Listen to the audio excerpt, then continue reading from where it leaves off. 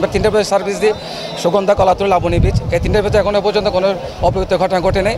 তো আমরা সর্বোত্তম নিরাপত্তা আমরা কাজ করি। আর আমাদের সাথে রেড অ্যান্ড ইয়েলো ফ্ল্যাগ আছে, যে ফ্ল্যাগগুলো আপনারা দেখতেছেন, এই ফ্ল্যাগগুলো আপনারা অবশ্যই সুইমিং করবেন, আপনার সাঁতার কাটবেন, এর বাইরে যাবেন না। যে লাল ফ্ল্যাগ দেওয়া আছে, ওখানে নামবেন না। আর আমাদের পাশে আপনার টুরিস্ট পুলিশ, বীজকর্মী আর সহযোগিতা আছে। সবসময় আমরা সামনে চেষ্টা করতেছি কোনো রেস্কিউতে না হয়। এখনো পর্যন্ত কোনো রেস্কিউ এবং অপ্রীতিকর ঘটনা ঘটে নেই। আল্লাহর রহমতে আমরা সব ভালো কাজ করতেছি এবং সব সামনে চেষ্টা করতেছি কোনো রেস্কিউতে না হয়। আমাদের উদ্দেশ্য হচ্ছে পর্যটকদের ভ্রমণকে সর্বোচ্চ নিরাপদ করা। আর লাবণী পয়েন্ট, সুগন্ধা সহ কলাতলী প্রত্যেক জায়গায় আমাদের টহল টিম বক্সে ডিউটি আছে। তাছাড়া আলাদা মোবাইল টিম সহ পর্যটকদের নিরাপত্তার জন্য আমরা সর্বোচ্চ বদ্ধপরিকর।